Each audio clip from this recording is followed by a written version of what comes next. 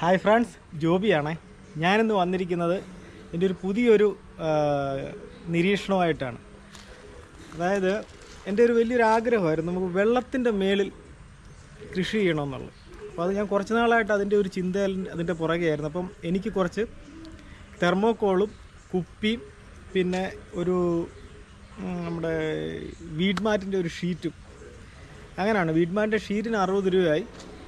മറ്റേ തെർമോക്കോൾ എൻ്റെ ജ്യേഷ്ഠന് ചങ്ങനാശ്ശേരിയിൽ ഒരു തയ്യൽ മെഷീൻ്റെ കടയുണ്ട്. അപ്പോൾ അവിടുന്ന് എനിക്ക് ഫ്രീ ആയിട്ട് കിട്ടിയതാണ്. അതും പിന്നെ പ്ലാസ്റ്റിക് കുപ്പി അതും കുറച്ച് കവർ എടുത്തിട്ട് അത് നമ്മൾ വെള്ളത്തിൻ്റെ മേളിൽ ഫ്ലോട്ടിംഗ് ആക്കി അതിൽ കൃഷി ചെയ്യാനുള്ളൊരു ശ്രമമാണ്. നമുക്കതിൻ്റെ വീഡിയോയിലേക്ക് പോവാം. ഞാനതെങ്ങനെ ഉണ്ടാക്കുന്നെന്നും അത് വിത്തിടുന്നിടം വരെ. അപ്പം എന്താ വരും പൊന്ത് റെഡിയായി. അതേപോലെ ഗ്രോ ബാഗിനകത്ത് നമ്മൾ അന്ന് കയറ്റിയ മണ്ണ്, പക്ഷേ ഇത് നമ്മൾ ഫുള്ള് നിറയ്ക്കണം. ഇതിപ്പോൾ 6 അടിയോളം ഉണ്ടേ, ഏതാണ്ട് ഒരു 6 അടിയോളമാണ് ചാണകപ്പൊടി. അപ്പോൾ അതിനകത്ത് നിറയത്തൊക്കെ ഉണ്ട്.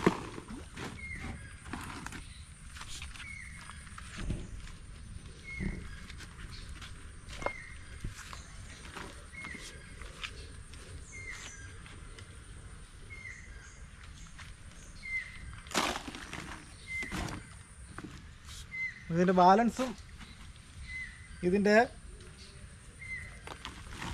വെയിറ്റ് കപ്പാസിറ്റിയാണ് നോക്കുന്നത്.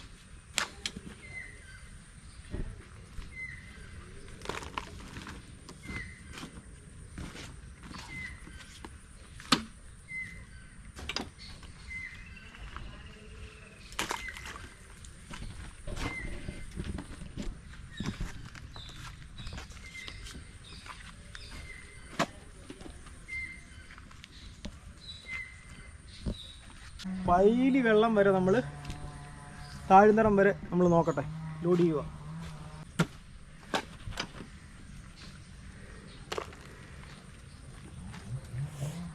കുഴപ്പമില്ല, പിടിച്ച് നിൽക്കും.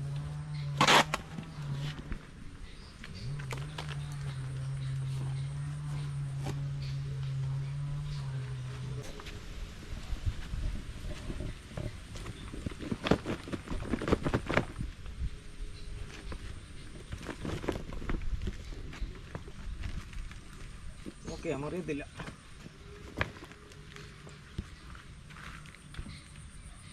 ശകലം ഇടാം.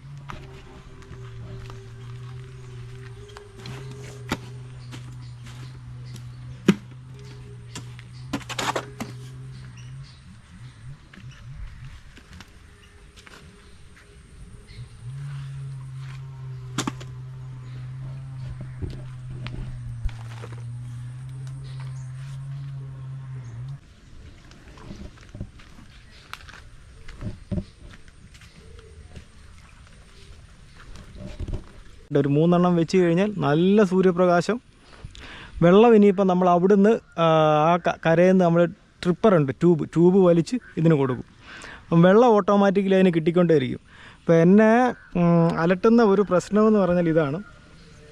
ഈ സാധനം ഇങ്ങനെ കിടന്ന് കറങ്ങിപ്പോയാൽ വള്ളി മേളിലോട്ട് കയറുമ്പോൾ ഈ പൊന്ത് കറങ്ങിപ്പോയി കഴിഞ്ഞാൽ നമ്മുടെ വള്ളി പൊട്ടിപ്പോകാനുള്ള സാധ്യതയുണ്ട്. അതെനിക്കറിയാം. അതാണ് എൻ്റെ ഒരു പരാജയമായിട്ട്. ഇത് മറിയത്തൊന്നുമില്ല. ഇതിപ്പോൾ ഉണ്ടത് ഇത്രയും വെയിറ്റ് വന്നാലും ഇത്രയും ഉണ്ടാവും, ഇത് കൊടുത്താലും ഇത് മറിഞ്ഞ് താഴോട്ടൊന്നും പോകത്തൊന്നുമില്ല. പക്ഷേ എന്നെ അലട്ടുന്ന ഒരു പ്രശ്നം ഇതാണ്. ഇത് നമ്മളിങ്ങനെ ചെയ്യുമ്പോൾ ഉണ്ടോ, ഇതിങ്ങനെ ഇത്രേ കറങ്ങത്തുള്ളൂ.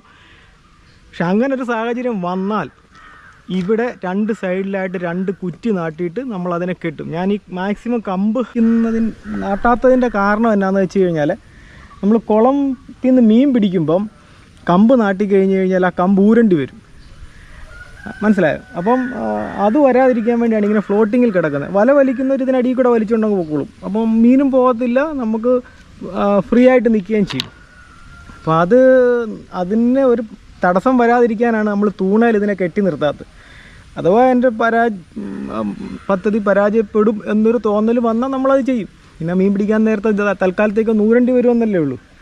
അത് സാരമില്ല. ഓക്കെ, നമുക്കിതിൻ്റെ തുടർ കാഴ്ചകൾ ഇപ്പം പലരും ഈ കുരു ഇടുന്നതേ കാണിക്കത്തുള്ളൂ. പക്ഷേ എനിക്കിത് അങ്ങേ അറ്റം വരെ നമ്മൾ ചെയ്ത പണി അതിൽ നിന്ന് എന്ത് കിട്ടുന്നുണ്ട്.